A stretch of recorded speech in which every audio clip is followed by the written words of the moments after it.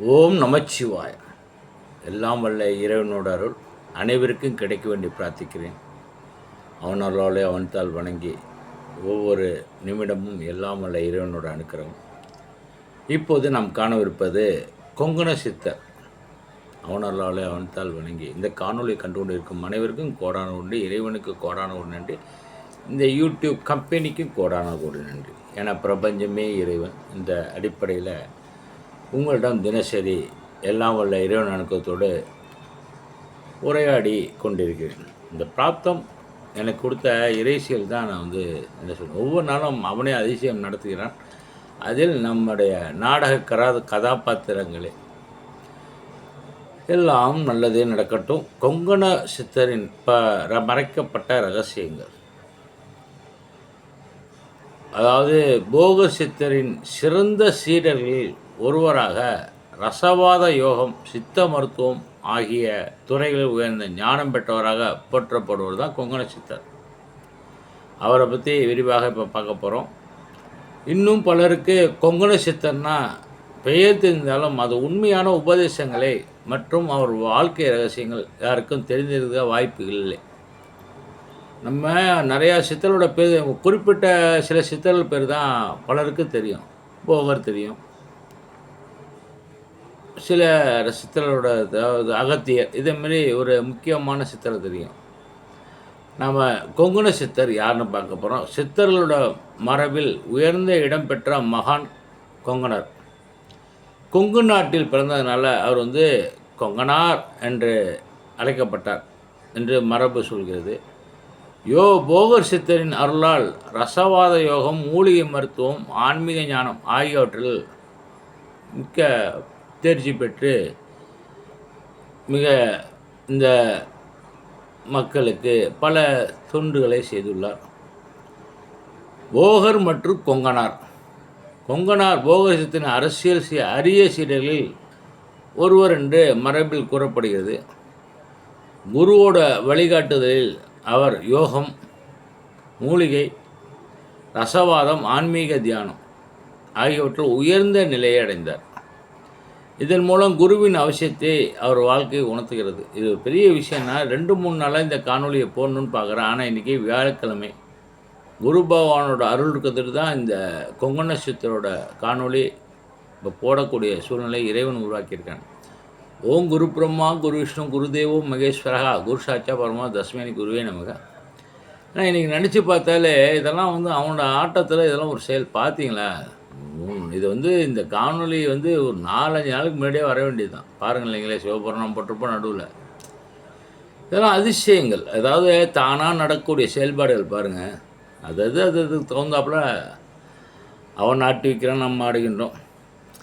பலர் ரசவாதம் என்றால் உலோகங்களை மற்றும் கலவையாக கொண்டதான் நினைக்கிறார்கள். ஆனால் சித்தர் மரபு சொல்லும் ஆழமான கருத்து, மனதை தூய்மைப்படுத்துவதே மிகப்பெரிய ரசவாதம். ரசவாதம்னால பல பேர் அந்த பாதரசத்தை பற்றி தான் நினைப்பாங்க. ஆனால் அது கிடையாது. மனசை தூய்மையாக வச்சு அந்த தூய்மையை கொண்டாடுறது தான் ரசவாதம். கோபத்தை கருணையாக மாற்ற வேண்டும், பேராசை திருப்தியாக மாற வேண்டும், அகந்தை பணிவாக மாற வேண்டும். இதுதான் உண்மையான மாற்றம். இயற்கை மருத்துவம்.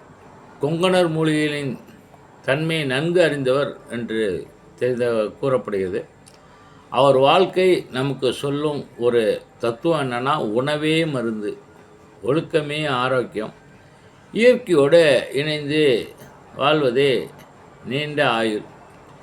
பல மகான்கள் இன்றும் நிறையா, ஆனால் இன்று பழைய காலம் திரும்பி வருகிறது என்று நினைத்து கொள்ளலாம்னு வச்சுக்கலாம். ஏன்னா இந்த கலியுகத்தில் எல்லாம் டாப்பில் போயிட்டு பீச்சா பார்க்க என்னென்னமோ உடம்புக்கு தேவையில்லாத, கண்டத சத்து இல்லாத பொருட்களை வைத்து பலவிதமாக செஞ்சு மக்களின் நாக்கில் சுவையை அறிய வைத்து மயக்கி விடுகிறார்கள். ஆனால் உண்மையிலே இந்த இயற்கை மருத்துவம், இந்த பழைய சோறு, பச்சை மிளகாலேருந்து கம்பங்கூழ், களிப்பு, களி, அருகம்புல் ஜூஸ், இப்படி பல செயல்கள், இளநீர் இப்போல்லாம் பழையபடி திரும்பி வருது. ஏன்னா உடலோட சூழ்நிலை மாறிட்டு, கால சூழ்நிலை அதுமாரி மாறிட்டு. அதனால் இது இயற்கை சார்ந்து வாழ்வது மிகச்சிறப்பு. அதான் இன்னும் சிறிது கொஞ்ச நாள் போனால் குழந்தையே வந்து பிறக்கிறதே சிரமங்கிறாங்க. அந்த அளவுக்கு ரசாயனம் ஏறி போச்சு. அந்த ரசாயனத்தை மாற்றணும், இயற்கையோடு சேர்ந்து வாழணும் அப்படிங்கிறது தான் அப்பயே வந்து சித்தர்கள்லாம் வந்து சொல்லியிருக்காங்க. அதை வந்து பல சித்தர்கள் வந்து இந்த ஆயுர்வேதம் இந்த செயலில் பல செயல்கள் இறங்கி மக்களுக்கு விழிப்புணர்வு ஏற்படுத்தியிருக்காங்க. கொங்கண சித்தர்களோட முக்கியம் என்னன்னா சுவாசத்தை தொடர்பு கொண்டவர். அந்த அவரோட மரபுகளில் வந்து அமைதியாக தியானத்தில் உட்காருங்க, மூச்சு பயிற்சி பயிற்சி கிடையாது, மூச்சை நல்லா கவனிங்க, இறைவனை நினைங்க, மனம் அமைதியாகும். தர்மமே உயர்ந்த செல்வம். பசித்தவருக்கு உணவு, உண்மையாக பேசுவது, பிறருக்கு தீங்கு செய்யாமல் இருப்பது, நேர்மையாக உழைப்பது, இவை வாழ்க்கையை வளமாக்கும். இப்போல்லாம் நேர்மையாக உழைக்கிறதுக்கு ரொம்ப கஷ்டப்படுறாங்க இந்த சூழ்நிலை. நேர்மை என்னென்னா எவ்வளோன்னு காசு கேட்குறான்னு யாரை தள்ளிட்டு முன்னுக்கு வரலான்னு தான் பார்க்குறாங்க.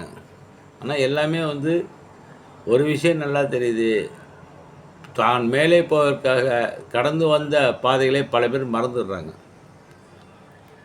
ஒரு நேரத்தில் இன்பம் இருக்கும், ஒரு நேரத்தில் துன்பம் இருக்கா செய்யும். அந்த துன்பங்களை கடந்தால் தான் இன்பம் மறுபடியும் இரட்டிப்பாக கிடைக்கும். இது பலருக்கு தெரியும். தெரிந்திருந்தும் என்ன பண்ணுறது, ஆசை யாரை விட்டது, எல்லாம் அப்படி தான் நடந்து கொண்டிருக்கிறது.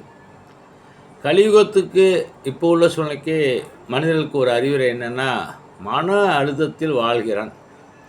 மெயினாக வந்து இந்த ஹியூமனிட்டி, இந்த ப்ரெஷர் வந்து இருக்க பார்த்தீங்களா, ஏப்பா அதை ரிலாக்ஸேஷன் பண்ணோம். உடல் நலத்தை மறக்கிறான், இயற்கையை விட்டு விலகுகிறான். இப்போது கலியுகத்தில் நடக்குது. கொங்கு நட்சத்திர வழி என்னன்னா, இயற்கையே உணவு, யோகம், இறைநாமம், தர்மம், நன்றி உறவு. எல்லா செயலுக்கும் நன்றி சொல்லுங்கள். அதுவே ஒரு மாற்றத்தை ஏற்படுத்தும். தண்ணி குடித்தாலும் அந்த இறைவனுக்கு நன்றி, தண்ணிக்கு நன்றி சொல்லுங்கள். எந்த ஒரு செயலுக்கு நன்றி சொல்லுங்கள், உணவுக்கு நன்றி சொல்லுங்கள். இன்றைக்கி இறைவன் கொடுத்த உணவு, பசின்னு நினச்சா அந்த நேரத்தில் கிடைக்கிறப்ப அதுக்கு ஒரு நன்றி சொல்லுங்கள். எந்த ஒரு செயலுக்கும் நன்றி சொல்லுங்கள், நல்லதே நடக்கும். கொங்கு நட்சத்திரோட முக்கிய ஒரு செயல் என்னன்னா, உடலை பாதுகாத்து மனதை தூய்மைப்படுத்தி இறைவனை நினைத்து வாழ்ந்தால் அதுவே மிகச்சிறப்பு அப்படின்னு சித்தரில் இதான் மெயின் கான்செப்டே. அதுதான் அவங்க சொல்லியிருக்காங்க. கொங்கண சித்தர் நமக்கு கற்றுத்தருவது என்னென்னா, குருவை மதியுங்கள், இயற்கையை நேசியுங்கள், உடலை ஆரோக்கியமாக வைத்துக்கொள்ளுங்கள், மனதை தூய்மைப்படுத்துங்கள், இறைவன் மீது நம்பிக்கையுடன் வாழுங்கள். இந்த செயலில் கடைப்பிடித்தாலே போதும், வாழ்க்கை அமைதியும் அன்பும் வளமாகவும் செல்வத்தோடும் குதூகலிக்கும். ஓம் கொங்கண சித்தரை போற்றி. ஓம் நமச்சிவாய நமச்சிவாய, ஓம் நம சிவாய நம சிவாய, சிவாய நம்ம. திருச்சிற்றம்பலம். ஒவ்வொரு நாளும் ஒவ்வொரு செயல் நல்லதே நடக்கட்டும். இந்த காணொலி காண்கின்ற அனைவருக்கும் இறைவனோட அனுக்கிரகம் கிடைக்க வேண்டிய பிரார்த்திக்கிறேன். காணொலி பிடிச்சிருந்தாலும் சப்ஸ்கிரைப் பண்ணுங்கள், ஷேர் பண்ணுங்கள். உங்களால் 4 பேர் பயனடையட்டும், அவங்களும் பல விஷயங்கள் தெரிந்து கொள்ளட்டும். ஏன்னா நம்ம வந்து உண்மை இது இறைவனோட அனுக்கிரகம் பெற்று தான் இந்த காணொளி வெளியிடப்படுகிறது. எல்லாம் அவன் அருள், நல்லதே நடக்கட்டும். ஓம் நம சிவா. நமக்கு மற்ற விஷயத்தில் நம்ம விஷயமே நமக்குள்ளார ஒரு அன்பு இறைவன் கொடுத்துருக்கார், அதை செயல்படுத்தினாலே போதும் என்ற நம்பிக்கையோடு உங்களிடம் தொடர்ந்து அதாவது விடைபெறும்னு சொன்னால் இன்னோட போகிறது கிடையாது. தினசரி உங்களை கண்டிப்போம், கண்டுகொள்வோம். நல்லதே நடக்கட்டும். ஓம் நம சிவாய்.